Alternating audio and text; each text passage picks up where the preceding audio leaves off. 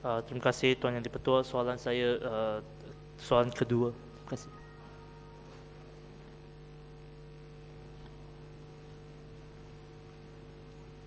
Tuan Yang di-Pertua, untuk makluman hari yang berhormat, kadar simpanan bekalan elektrik ataupun reserve margin dengan izin di Semenanjung Malaysia ketiga ini ialah sekitar 50%. Manakala di negeri Sabah pula kadar reserve margin ialah sekitar 7% dan bagi negeri Sarawak kadar reserve margin ialah sekitar 30%. Tuan Yang di-Pertua, kerajaan sememangnya menggalakkan penggunaan tenaga secara cekap sama ada di peringkat kerajaan maupun bukan kerajaan.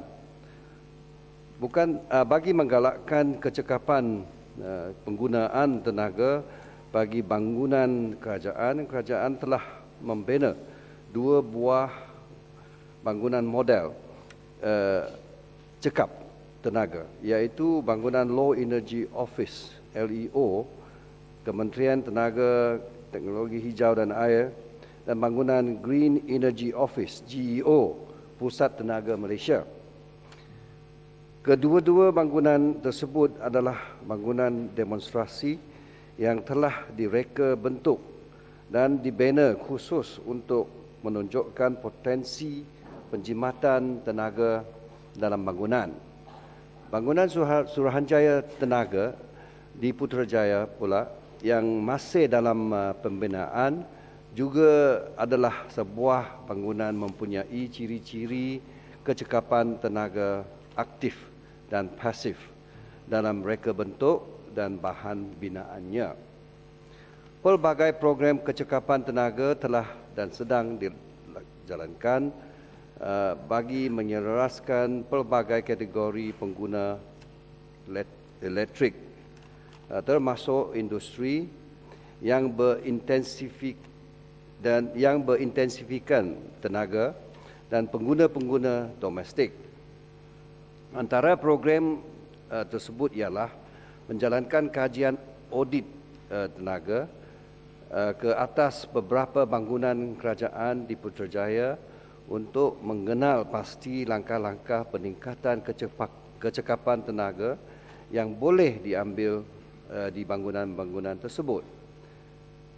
Kedua, menggalakkan dan memperkenalkan program pelabelan cekap tenaga untuk kelengkapan elektrik. Ketiga, pensijalan bangunan cekap tenaga oleh juru audit yang berkelayakan. Keempat, menawarkan pelbagai insentif seperti pengecualian cukai jualan dan duty import bagi peralatan cekap tenaga yang digunakan dan eluan cukai pelaburan bagi syarikat yang menjalankan usaha kecekapan tenaga.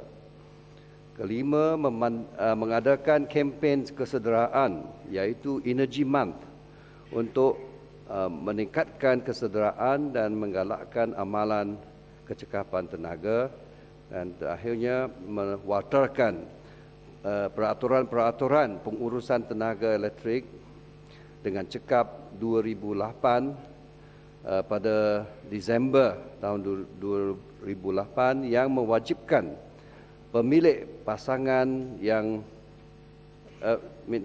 pemilik pepasang yang menggunakan 3 juta kilowatt sejam kilowatt hour tenaga elektrik dalam tempoh 6 bulan berturut-turut melantik mengurus tenaga yang memantau penggunaan tenaga elektrik oleh pepasang tersebut dan mencadangkan langkah penjimatan tenaga yang perlu diambil.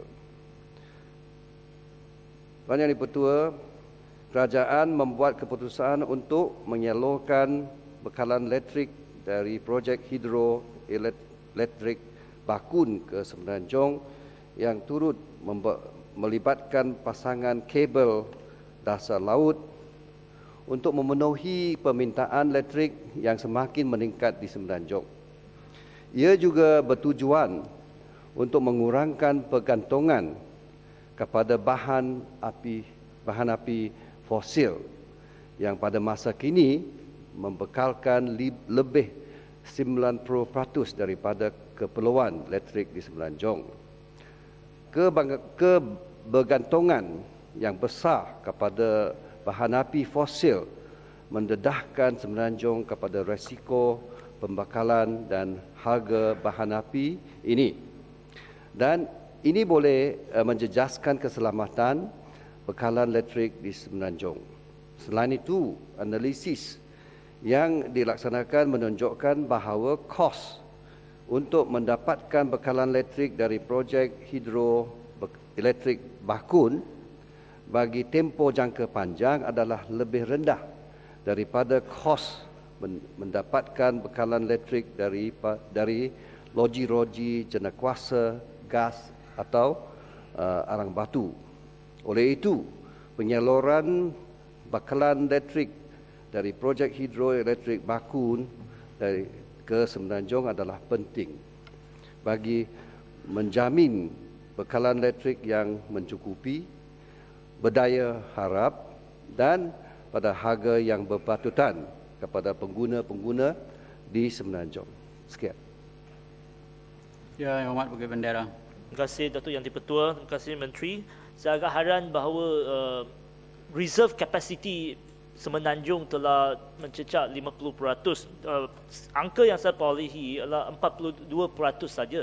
Soalan saya, kos kabel dasar laut itu berapa? Berapakah kos itu dan juga kenapa elektrisiti tidak disalur ke Sabah yang memerlukannya dan disalur ke Semenanjung? Walaupun kos hidro tu murah, tapi kos kabel tu memang mahal.